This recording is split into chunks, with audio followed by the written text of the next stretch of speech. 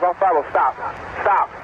San Francisco controller preventing a near disaster this month. I'm an air traffic controller, and I woke up this morning to a $0 paycheck. Controllers nationwide missed their first full paycheck, with the FAA reporting another 3,000 delays. Discussed with my family how I will probably have to start driving Uber or DoorDash. Close call at Boston's Logan Airport. More than 300 people on board, just 125 feet from landing on the runway when another plane passes in front. Single-handedly keeping us pilots safe, with nothing in return. We have to start calling our bills. I'm an overworked air traffic controller who ain't getting paid. Take a look above there, folks. 6 days a week, a $0 paycheck. We have to keep working through this shutdown. Well, I'm getting a $0 paycheck. I'm pretty sure Congress is still collecting a check. And we're building ballrooms. 7 got time for questions? Shoot. Are you running by lunch test? Yes, sir. Thank you, that is very much appreciated. Think back to the very first month of the second Trump term, with that horrific plane crash over the Potomac River in Washington, D.C. At the same time that Trump and Republicans are using this government shutdown as a political weapon impacting real people's lives, just as they did in the first term, aviation safety remains a main issue in the second term. Second jobs are a real thing with a lot of controllers right now. You know, it's already inherently a stressful job. You know, we have to be 100% right 100% of the time. Financial stress, and you start introducing that into a controller's head, now it's kind of becoming real, and they can't put that at the door. They're going to have to start thinking about that and making the tough decisions with their family as to how do I put food on the table?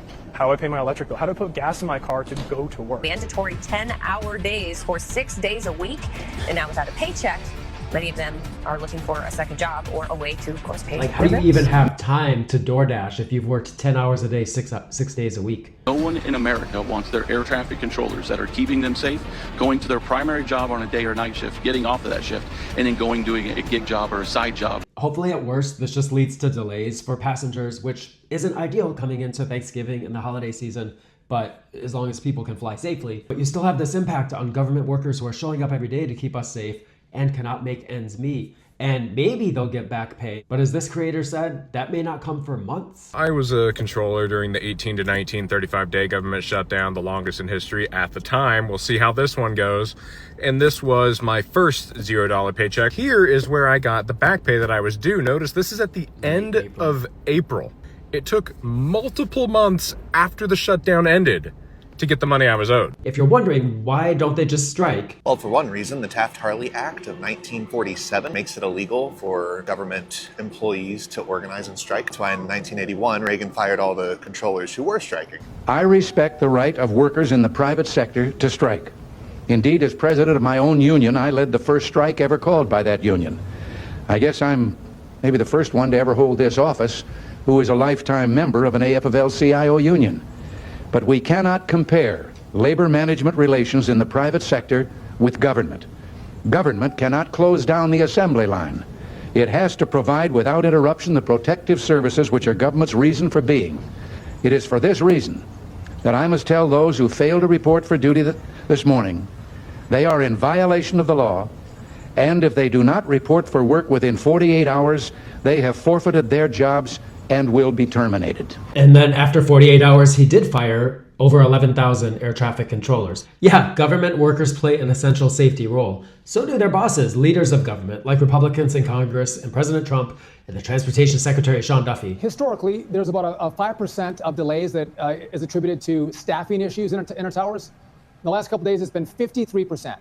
And so my message to the air traffic controllers who work for DOT is show up for work. You have a job to do. Well, by law, air traffic controllers may not be able to strike, but they can inform the public of what's happening. Check this out. It's day 29 of the government shutdown, and air traffic controllers are letting the public in on the amount of strain they are facing. That is something that will remind travelers at airports across the country today, including here at Reagan National Airport, handing out these leaflets that say, end the government shutdown now and reach out to your representatives. They're doing this not only here at DCA, but also in Boston, LAX, Chicago, Atlanta, airports across the country. Secretary of Transportation Sean Duffy said that air traffic controllers start at $180,000 a year. And I showed you my very first paycheck when I became an air traffic controller, where I was only making $24,000 a year. And I showed you current entry-level air traffic control jobs on usajobs.gov for $43,000 a year. Still nowhere near that 180. My facility is extremely young. 62% of the controllers at my facility have less than 2 years of experience in the FAA. So they haven't had time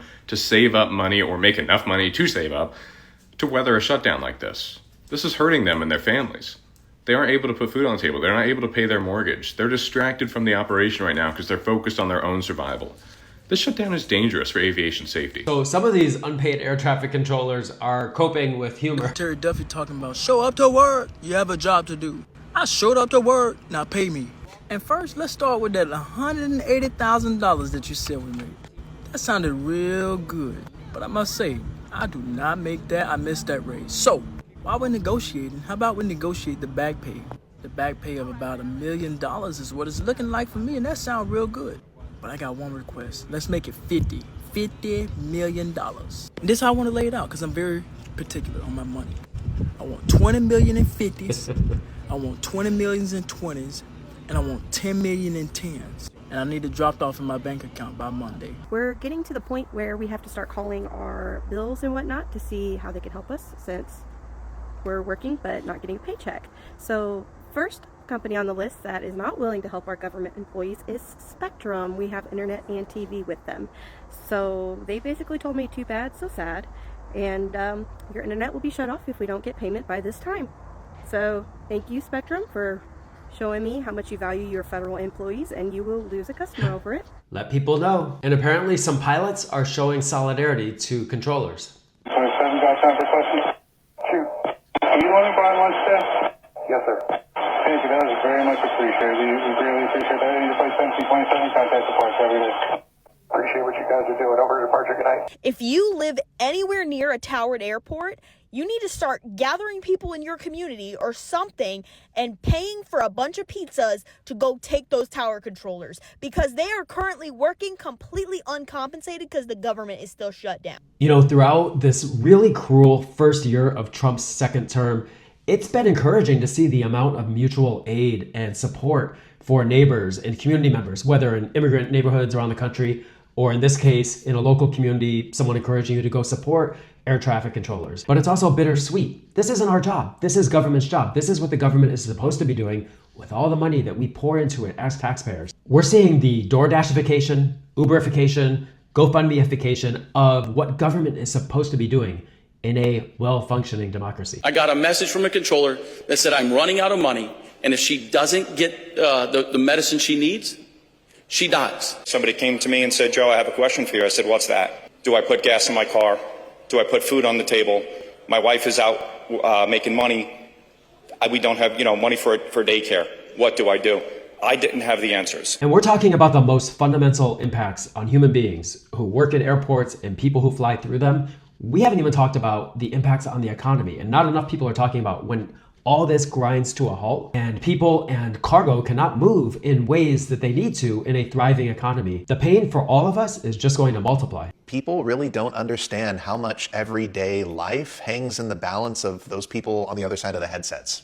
You take them away and civilian air travel stops, cargo stops, military air travel stops, Congress people can't fly, the whole system just shuts down. Aviation is not just people, it's logistics. Over half of international cargo moves in the bellies of passenger jets. And when those jets stop, the global bloodstream clots. Semiconductors, pharmaceuticals, overnight e-commerce, FedEx, UPS. By day 3, supply chains are cracking. Day 7, manufacturing stalls if it doesn't stall sooner. Day 14, medical, technical, defense, all start to crumble. Wall Street shuttles to sports team charters, nobody's flying. The organ transplant can't move. The US aviation industry touches over $1.3 trillion of the economy. And when it stops, everything that's tied to it stops too. Hotels empty, tourism evaporates. So remember, this shutdown is largely about working people from the poor to the middle class. Trump and his millionaire and billionaire friends did not want to extend healthcare subsidies to prevent working people's healthcare costs from more than doubling in many cases. But you know, the people in power have their ways to get around. Trump with his $400 million jet from Qatar, Kristi Noem with her 2 private jets on order, Kash Patel with his taxpayer-funded private jet flights to go on a date. Some passengers are making the point that they have a role to play. In addition to encouraging an end to the shutdown and getting Americans the healthcare that they need, showing basic humanity and kindness to aviation employees. Not getting paid, but they have to work because they're deemed essential government employees. They have to work. They're being forced to work. Understand that. Understand how fucked up that is. And also, if you fly, show some empathy.